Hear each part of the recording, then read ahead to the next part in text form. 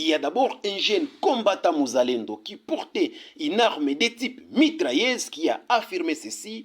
Il a déclaré que nous sommes déterminés plus que jamais. Nous récupérons, nous consolidons et nous avançons jusqu'à Bunagana. Et dans peu de temps, nous serons à Bunagana. Et aussi vers les après-midi de ce dimanche, les FARDC et Ouazalendo ont chassé les soldats rwandais d'IN 23 et ont repris les villages de Kaniro et de Kinigi.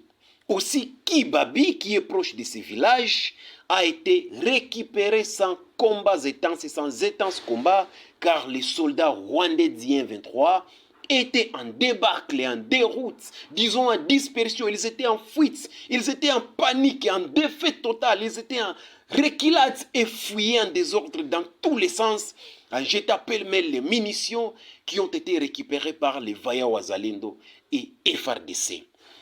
Donc vous avez dans 3 jours, les Wazalendo et FARDC viennent donc de récupérer plus de 15 positions des soldats rwandais d'IN 23 et AFC de Corbeil-Nanga dans les cités minières de Somikivu, dans les positions du village de Kisuma, des positions de la localité de Bihambo. Je suis en train de vous citer ici plus de 15 positions qui viennent d'être récupérées dans 3 jours par les Wazalendo et FARDC. Dans 3 jours seulement, les Wazalendo et FARDC viennent de récupérer plus de 15 positions des soldats rwandais d'IN 23, dont des positions de la cité minière de Somikivu, des positions du village de Kisuma, des positions de la localité de Biambwe, de Mema, de Runigi, de Kaniro, de Kingi, de Kibabi aussi. Alors les FARDC et Ouazalendo règnent désormais en maître absolu dans tous ces villages et localités que je viens de vous citer. Mais aussi, vous avez les villages de Kashuga, de Katovu et de Luke dans le territoire de Nyiragongo que les Ouazalendo ont récupéré le samedi 18 mai en y chassant les soldats rwandais d'IN 23. Mais aussi, je vous rappelle que le même samedi-là, c'est aux premières heures de la journée que l'avion de chasse Sukhoi 25 des FARDC était réapparu dans les airs et avait bombardé avec succès un objectif militaire des soldats rwandais d'IN 23 dans les collines qui surplombent les villages de Bitonga en territoire de Massis. Et là, je vous dis, c'est plus de 100 soldats rwandais d'IN 23, plus de 100 soldats rwandais d'IN 23 qui étaient tués.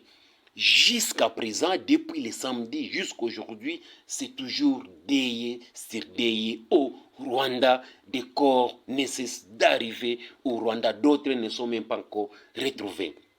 Voilà pourquoi Makenga, Nanga, Bertrand Bisimwa, Biamungulu, Colonel Nzinze et les autres ont peur d'apparaître en public depuis le retour en activité du Sukhoi 25 et aussi de l'arrivée de 6 autres drones CH4 des FARDC. Cette nouvelle réapparition de l'avion militaire des FARDC était saluée par les populations qui restent confiantes en son armée et à la progression des troupes FARDC et Ouazalendo au sol, dont l'aviation Sukhoi et des drones sont en appui. Donc les avions Sukhoi 25 et des drones CH4 qui sont déjà arrivés à Goma, à un lieu secret jusque-là, et d'autres seront bientôt à l'aéroport de Kavumu, à un lieu secret aussi au site Kivu. Et les jours de l'arrivée de ces drones à Kavumu restent jusque-là un secret défense.